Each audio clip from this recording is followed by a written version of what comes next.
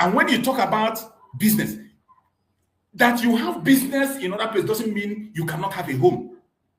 It's just like people who come and tell you that, oh, because we have intermarried so much, that all the Nigerian people have married so much, that when you define Nigeria now, how can they do? And then you see some flimsy people will begin to run with that argument and they go with it. And I ask them, even as we are, we have people who marry, we have people who do business, even Iran. I have people who are doing business in Iran. People are married in Arab land. People are married in the West, in Asia. And yet they have their home, they have their country where they return. Just a Jewish example I'm giving you. There is no country on the planet Earth where if you go in that country, if you talk about the major businesses, you count 5 major businesses, you will see a Jew man inside. You will see a Jewish investment there. You will see there are a lot of Jewish investment in Nigeria. There is no place on the planet, no country on the planet where you don't have Jewish investment. I'm talking about major investment. If you count 1, 2, 3, among the first 5, you will see them. Does that stop them from having their Jewish nation? This idea of maybe when somebody wants to come to your land, that is coming there to fight for your land, it is not about land. In terms of when you are doing your business, you go to a place to do your business, you make your business, and you go back to your home. And there has never been any place where they say an Igbo man went and stole a land. It's always been he bought a land. And most time, they don't even go after. It is the people that approach them. They approach them. Do you want to buy? Maybe for one problem or the other, they are the ones that make the approach. In Nigeria, or speak, even in Lagos State, these are things that are fact that you and I know. In all part of Nigeria, it is even the indigenous of the place that goes and approach the Igbos and say, I have this problem, can you buy this land? And the man has the money to pay. He will buy. If he sees any land that piques his interest, he will go and approach the owner. And the owner will sell. If you say you will not sell, you can never see any Igbo person going after you or fighting or killing you because maybe you refuse to sell a land to him. Or force you, by force you must give to him. 100%, everywhere they have bought land or they have expanded. And they don't just buy that land and keep it. They buy that land and develop it. They don't buy that land now and change that place to Igbo land. No. You buy that land and develop it in Lagos. Lagos remains Lagos. You buy that land in Abuja and develop it. Abuja remains Abuja. It does not change Abuja and make it Lagos. The only thing he's doing is to make a conducive environment for his business and also to expand and make more money and create employment for others. You are not even talking about the opportunities they create wherever they go. It doesn't bother you. But yes, look at the example you are giving me. You gave an example of Edo State. That Edo State, they have more resources than the Southeast. And when the Southeastern come to the Edo State, he will become richer than the citizens. How is that the problem of the Southeastern that came in your state and work hard by his own self to make money and develop himself? How is that his problem? That in your own land that you own, your own land, you could not be able to explore the opportunities that are there. And a stranger will come and explore the opportunities available and build himself. How is that a problem? Hello, sir. Go ahead. I speak of you are changing the issue narrative of income. I state over how much more than me is not the problem to me. No, I just never reason that way. That's why you never see a man fighting with a Igbo man. No, that's the example you gave now. You made the example now. For you to understand, I just give an example. To argue or you will tell me like those states allocation federal government, allocation from Abia state from federal government, allocation of Enugu state. Enugu is I never even know they were different between Obi and Atikutaka. That is when I know say Enugu is supposed to first choose before another person. For you to know even the marginalization we are talking about. Say Igbo, if you even give the power to only you see Igbo say we are the first. Forget that one. Let us deal with it. When we get there, we will deal with that one. Example is to mention that word. I mention example in the Google Bag. They don't have a allocation coming from federal government more than those states I just mentioned. But it doesn't make person of that place standing as as I'm an Brahman, because you don't the same way I'll do the question, you are better than me. Why? Because they know business more than first for my state. That's why I put on that business they do it in the law of Nigeria. If you say that today we are not Nigeria, that business you are talking, I have the right to go to your land to do business. I have the right to go to do business. I will tell you, every country in the world have a law that back them. Of course, now, why won't you obey the law? Even as me and you they talk now, we have Igbo people doing business in China. We have Igbo people doing business in the UK and the US. Yes. We have Igbo people doing business in Iran. You obey their law now. See what I'm saying. Now, see what I'm saying. See what I'm saying. We will not pray for the truth. Igbo man cannot go to China today tomorrow to tell me I'm a citizen of China.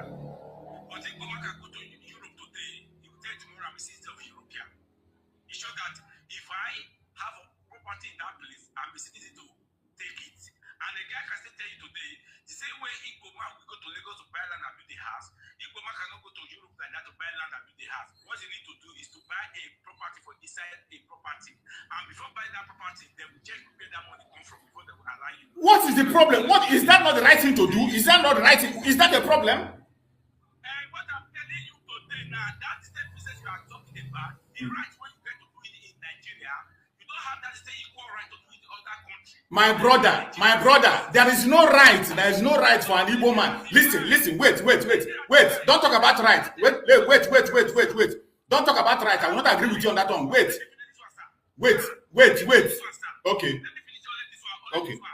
That Zafara, they want to put their Sharia law. Igbo man dey Zafara do business today. In that Sharia law they there, he cannot have that right to do that business he's doing now. Because it's Nigeria that make it to have that right. So if Nigeria divide that way, every region you go to, they might put a policy that will make your business not to thrive. That business you use to speed. But let me even say to you, the same business you climb today that do in Nigeria. If you do this kind of business in Europe, they will put you in jail. It's sure that Europe will not give you a place to do business. That the corrupt side is that it's not only you people, even every Nigerian people that do business today in Nigeria. Business do in Nigeria, corrupt side is higher than the true side. In that way, this is like Europe where we are today. If you do that kind of business, they'll put you in jail. Why are you stealing? They call you a thief. But in Nigeria today, don't call you a thief. If you not make a culture of your own, other people make control, they not make you, that they will criticize you. That time you know that even what you are talking about is not Igbo is the last person to say we want him to stay on our Fulani herdsmen that do cow business around that people will tell you say in my land, don't go to my land. They know that they cannot stay in their land. They will carry their cat on that person's land to come and feed. So those are things we need to decide before we talk about we want to stay or we don't want to stay. Thank you. Thank you, my brother. You see, sometimes the points you are making are a very good point, but you are mixing it up. That is where you get confused. You are mixing it up. You see, sometimes when somebody has stayed in illegality for a long time, the person will begin to see illegality as legality. And that is the problem Nigeria has. When you stay in illegality at a long time, and this is one of the reasons Nigeria must disintegrate. Because of this thing me and you are discussing now. You see, you gave example of Europe, that you cannot do illegal business in Europe and survive. Why is somebody surviving in illegal business in Nigeria? Why is that the right thing to do? It doesn't matter your tribe. It doesn't matter your location. It doesn't matter your name or your religion. Why do you have to survive on illegality? That is why Nigeria has to end. You look at, we're talking about business, doing business. Okay, you're talking about freedom. As we speak, an Igbo man does not have freedom to do business in Nigeria. Haven't you seen on videos where they are destroying the business of the Igbo people in Kanu, in Kaduna, in Lagos State? Okay, let's keep Lagos aside. In Kaduna, simply because of Sharia, in a country where they say you have the right to do business everywhere, but you open your business, they will destroy you and say it does not go well with their religion. Do you call that doing business? Look at Lagos State. What is happening? You see the amount of businesses that were destroyed in Lagos. Markets being burnt without investigation. Houses that have documents that government issued certificate. Land that government issued certificate. Government issued certificate in land in Lagos. And the next minute they tell you that they have revoked it. Is that what you call doing business? It is better everybody be on their own. You can put your law and say that Nobody that is not a non-citizen cannot own land. Put it in your law. A non-citizen will not own land. They will only rent. When I come into your country, I will only rent. I will not go and do like knowing fully well that this is your law. Not when I'm in a country where I feel that this is where I belong, this is my country, and at the same time, my right is being denied. I will travel to northern part of Nigeria, thinking that I'm still in a secular state. Oh, I will be thinking I'm still in a secular state. When I go there, you saw how Akaloka was killed. You saw what happened to Deborah.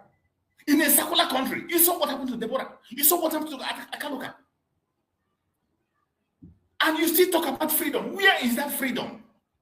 The only time genuine freedom will come is when every single one of us go back to whom we were from the day one.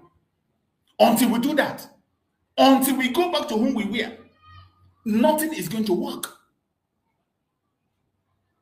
So those instances my brother was giving me here, you make good points, but you are setting it and confusing it all together. And I can't understand that. And if that is the mentality many of us have in Nigeria, it is sad. Very, very sad. And we need to be thinking better than this.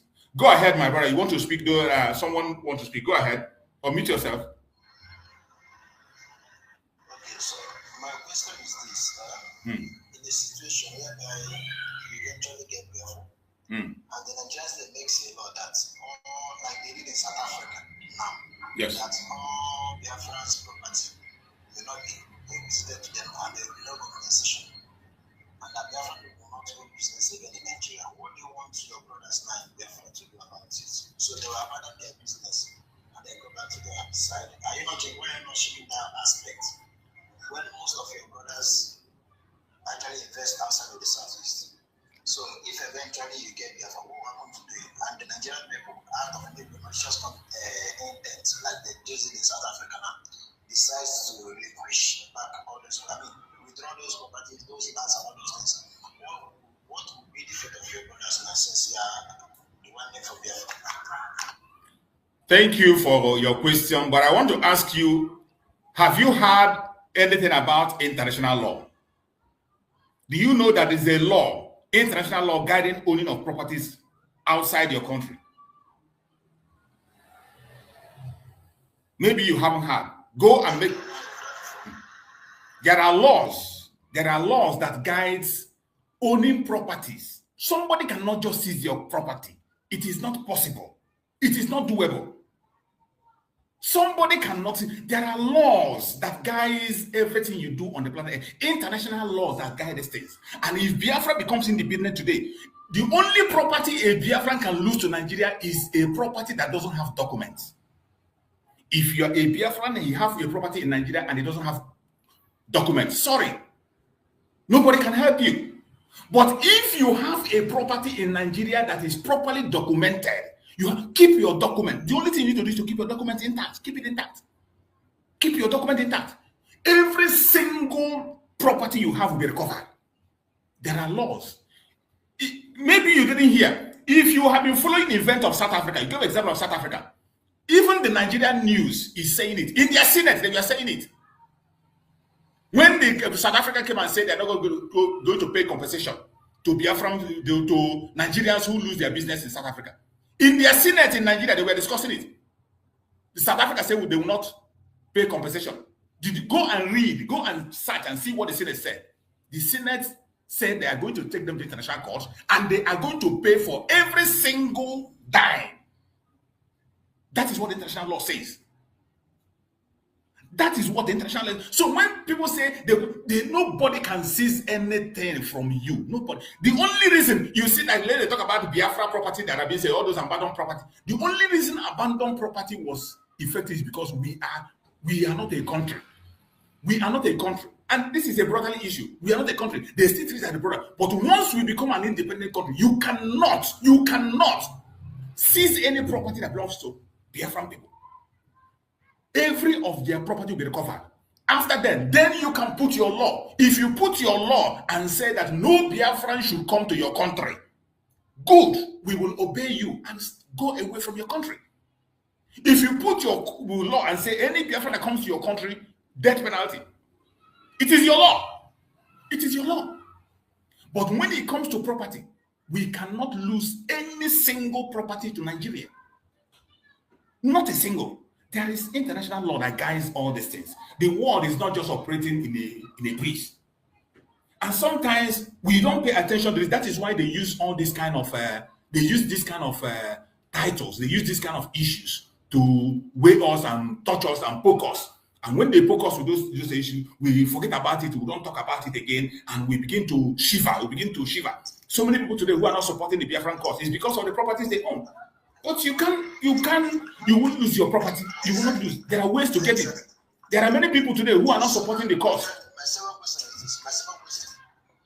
Go ahead. My question to you is this. Why do you feel Nigeria is not working? Now, let's say, for instance, a man like me, why do you think someone of this party, why do you think nobody can fix it? Most of them will do it next earlier. Why do you think Nigeria cannot work? Nigeria cannot work because it was built on a faulty foundation. Because Nigeria was not created to be a country. It was not created to succeed. Nigeria was put in place as a business. And the people that created the business said, after 100 years, you can now try to see what you can do with your life. So from the onset, the foundation is faulty. The purpose of creating Nigeria was not to build a country where there will be security, a country where there will be safety of life and property. No. The major reason Nigeria was created is as a business entity to make sure that the resources of that very area called Nigeria continue to go to the West, to the colonial masters, as a business transaction. But it's unfortunate that today, the people now, after they claim that they have given you independence, they reshaped and changed the way of that business and employed people who are part of that Nigeria to defend their interest. And whoever you bring there today through vote, anybody that brings in through vote will always put the interests of the owners of Nigeria first. Anybody you put there, we put the interests of the owners of Nigeria first. That is why anytime there is election, like this one that is coming now, you will see them visiting Buckingham Palace. You will see them visiting America. You will see them visiting Chatham House to go and speak, to go and take order and authority on what to do. Until you have a nation that is organically created, where people have the same value system, where people can make their decision on what they want. Only then and then you can begin to talk about working. But Nigeria is not that. Bring 1,000 pieces of P2B. When P2B gets there, Nigeria will be worse than it is today. If they tell you that a government will be worse than... I think you're being skeptical. You're being skeptical in that there are countries that follow this template, right? But the leaders like, let's say, Singapore, for instance. Singapore. Visionary leaders came along and they changed the system. Are you giving an example of Singapore? Yeah, they came and then they done it. So it takes one man. Yes, I can example of Singapore. Yeah, Singapore, if you give an example of Singapore was able to succeed because if you know the story of Singapore and how they come about, you will know that they are not in anything near Nigeria. You don't compare them to Nigeria. Singapore was part of Malaysia before, you know. It was part of Malaysia. The same thing that Nigeria is facing is what they were facing when they were in Malaysia. But they have to go away. Today, Singapore is on our own. You have in Singapore people that have the same value system and they can take decisions. Today, they are progressing to the highest level, living peacefully side by side with Malaysia. And both of them are competing, living peacefully. So when you come, don't make in comparison with Singapore is totally a different thing altogether. That man you're talking about, if you bring that man to Nigeria, 1,000,000 times he will fail. Let's say India is multi-religious. India. Let's use India. Okay. What about India? I can't hear you. Multinational, multi-religious, yes, multi-religious,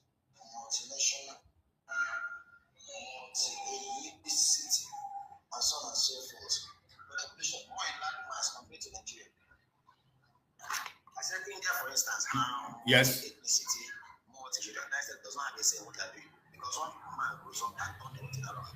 So saying that Nigeria will get worse, remember that we ended God. If he could end God federalism in Anambra State, he says that if you can be trusted in something that is small, you can be trusted in something that is big. If he could actually end God federalism in Anambra State, he can actually end the imperialism in Nigeria. Please, that's a fact. Please, don't tell me about. You are making a very wrong example. The examples you are giving me are very wrong. When you are talking about ending godfatherism in Biafra land, in Igbo land, there is nothing called godfatherism. It is not in our nature. Has never been there. Godfatherism has never at any point in time be in Igbo land. It's not in our culture. It is P2B did not end anything. You see, when I'm talking about this now, it is not about P2B. It is not about P2B. You will misunderstand me. When you think it's about P2B, it is not about P2B. I am talking about the reality on the ground. You see, when we give these examples you're making now, naturally, we don't have anything called fatherism. It's not there. And when you come to see this Anambra you want to bring as an example today, how is Anambra today? With all the good work Peter Obi did for 8 years, after that 8 years, where is Anambra today? Where is Anambra? All those achievements he made in 8 years. Then, after that 8 years, now, today, as we speak, my brother, sincerely speaking, can you still be boastful of Anambra the way you were boastful of him when Peter Obi was there? Can you still be boastful of Anambra State, how it was when Peter Obi was there and how it is today? So that is why these examples don't add up. They don't add up. Even the India you talked about. At the end of the day, you know how many countries broke away from India for them to become successful the way they are today? Many people broke out from India. Pakistan came out of India. Bangladesh came out of India. Nepal came out of India. People walked away for them to succeed. And all these people that went away today are doing much, much better. And they went away according to value system. People that have similar value system.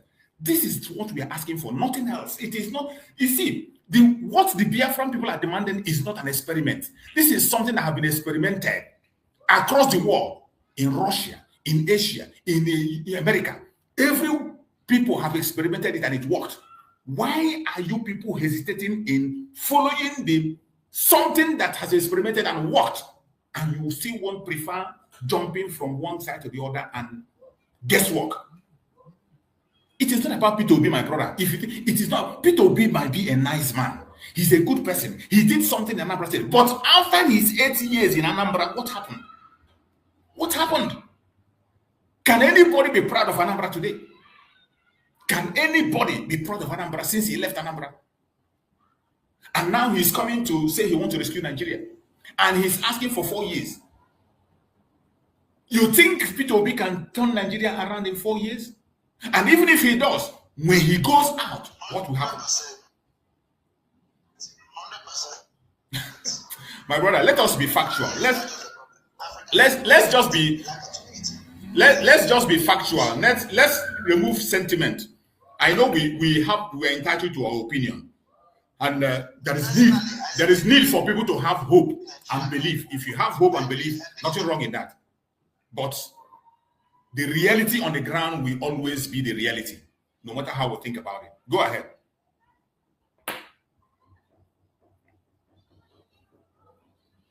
Okay, so the thing there is that God gave us, unless we are side with the white man that thinks that Africa cannot come and themselves, which includes the Biafra people, which will ever include the Biafra people. But God gave us brain and gave us sense to make use of them. Alright?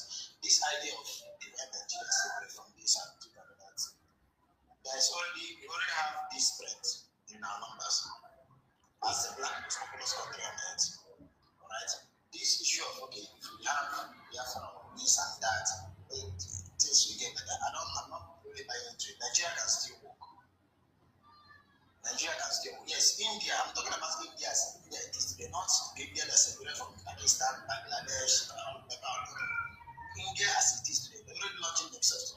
Meanwhile, they're still multicultural, they're still multi-religious, they're still all the business. Yes, they have advanced so much. So Nigeria can also take that same thing. Nigeria can Listen, let me correct you there. Don't make that mistake. Listen carefully. Let me correct you. India is not multicultural. They can accommodate you. You can come in with your own culture. You can come in with your own, but India, that every one of us know, is Hindu. They are not multi. They have one single value system. India have a single value system. Their law is one, not two. There are Muslims in the country. I mean, a good number of Muslims. My brother, it is just the same way. Even in the United States, you have Muslims. They have their caste system, their culture. Listen, in the US, you have Muslims. In the UK, you have them. But I'm telling you, their value system is one. You don't have, in their law, you don't have Sharia in their law. In Indian law, you don't have Sharia in their law. And you cannot tell them to apply Sharia in India. You dare not do that. India has one value. When they were having this confusion was when they were together with Pakistan, Bangladesh, and Nepal. And these people, because they have different value systems, they left. And it was after they left, India exploded, and now they are making progress based on one value system. Don't ever mix it up. India is not multicultural. They can accommodate you. They can accommodate other tribes. They accommodate other people who decided to stay back with them. They accommodate them. But they are not multicultural. They have only one value system. This is a fact. It is not, I'm not saying it to make you look somehow or to win argument. It is a fact that you can go and verify by yourself. So my beloved, our problem, the Nigerian problem, we can continue to run away from it simply because maybe you don't like the person who is pushing the agenda. You don't like the person who is talking about it. You think that when you support it, then somebody will be exalted or somebody will be proved right. You are entitled to your opinion, but your opinion cannot change the truth to become what it is. Each time when I talk about these issues, I speak based on the facts. Something that is not is obtainable. There are problems here and there, loopholes here and there, but that does not remove the fact from what it is. So, my beloved brother, those examples doesn't miss up. And when we are talking about these people, these politicians, I don't hate any one of them. I am not attacking them personally. I am speaking based on the fact of the ground, the truth and nothing but the truth. Many of them, they are pursuing their own personal interests. We know many of them who are trying to gain one title or the other, or to become one or the other. Good luck for them if they succeed. But that will not solve the problem. Obi might be a very good man. He must be a very nice man. He has done well in Anambra State. But did what he did in Anambra, did he change Anambra? The answer is no. Today, Anambra State is worse than it was. It is even worse now than when Obiano was there. It is worse. When he was in Anambra, Anambra was secure. Anambra was peaceful. He brought a lot of development in Anambra. But in the era of Obiano, you saw what happened. And now, the Seibo that is there, you see what is happening. So how do you think that somehow, in 4 years, he will perform a miracle? And there's something you said that I don't believe that Africans can lose themselves. That means you don't know what the agitation is all about. You don't know what Biafra is all about. If you know what the Biafra people are about, you know that what we are agitating for is self-governance. That is what we are agitating for. What we are asking for is that Africans should govern themselves and take their decisions and be who they want to be. So when you make that accusation and say we don't, no, we are the ones that believe in it. In fact, it is you people that are borrowing a white man's political system to think you can change things with it. The political system of a white man cannot change anything. Instead, they will continue to shape their enslavement and continue to cage you to something that is not obtainable. So, my beloved brother, I appreciate you for that very wonderful engagement that you put forward. In this platform, we put it out there. It is free. You are entitled to your opinion. The reason we engage on this engagement is in these discussions and constructive argument is for people to make informed decisions. We're not saying it to talk down on anybody. We're not saying it to attack anybody. I'm not saying it to attack anybody, but to allow people to engage in informed decisions so that you can be able to stand and defend whatever you believe. in the time to come. I appreciate you for your statement and amazing contribution. So, my fellow Biafrans, those that are watching on TikTok, today the engagement is much on TikTok. I got my highest engagement today. People are responding and giving their opinion on TikTok, and I like that. Like some of us who are watching from YouTube, if you still have a superior argument on your own time, come in and make your argument and put it forward there. It is very, very. If you're watching on Facebook also, bring up your questions. I will answer you. Whatever be your question, no matter what it is. If you have a superior argument, join me and bring your superior argument. Let us discuss it. I'm not here alone to teach. I am here to learn. I am here to learn. And many people will be learning from what we are discussing. At the end of the day, with the informed argument we have, people can take decision that they can be able to defend. So I appreciate everyone that have been with us on this program today. It has been a very engaging one, and I hope that by tomorrow we are going to have even more engaging one. I wasn't able to finish the title that I had today, but tomorrow I will still engage in this, and later in the evening I'm going to come back online again later in the evening. But that evening program will be strictly on YouTube. For those who are on YouTube, please share this program and make it go viral. Like and share. Don't get carried away. Like and share for people to engage and also come and bring their superior argument. Remember, our Prime Minister Mazi Nnamdi Kanu is coming to court on the 5th of August. He will be in court. Mazi Nnamdi Kanu is coming to court on the 5th. And on the 4th, there is a massive protest in Finland to support the Prime Minister. Make sure you are there. As many as you are able to make it, try as much as possible to be there. Just the same way we went for convention in Finland. Make sure you are there. Make sure you are there so that you can make a difference in Finland. Make sure you are there. Mazi Nnamdi Kanu, remember, we are advocating for proper representation for him in the court. A proper and adequate representation. We know in the lower court, he was not properly represented. The prosecutor in Finland refused to admit every single evidence he had against the accusers. He refused to admit evidence. But this time, we will make sure it doesn't happen. Through the international lawyer intervention. And everyone is advised to contribute to that international lawyer. The international lawyer is going to be available in that very appeal on the 5th. So everyone should contribute. There is link for the contribution. There are phone calls to make and make inquiries. Get the link, get the phone call, make inquiries, ask questions, and make your contributions to support that international legal fee. It is very, very important. Very, very important. Mazi Nnamdi Kanu deserves a proper representation. We can't allow Finland to continue in their illegality. In Europe, injustice, abuse of human rights, it cannot be allowed. Every one of us remember our supreme leader, Mazi Nnamdi Kanu, who has actively brought back the vibration, the vibrancy in this struggle through the restoration of the original IPOB. The reborn of IPOB is real. Support the new DOS, Chris Nwogu, and every group where you are. Don't see the IPOB as a threat. That is our family where we started. That is a family. Stop denigrating it to just an organization. It is not just an organization. It is a family. A family, that is what it is. It doesn't stop you from being in your small mushroom groups.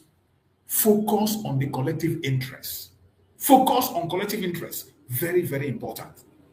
Collective interest of the Biafran people. Unity of purpose. That is where we are. Mazi Nnamdi Kanu is preaching unity. The supreme leader of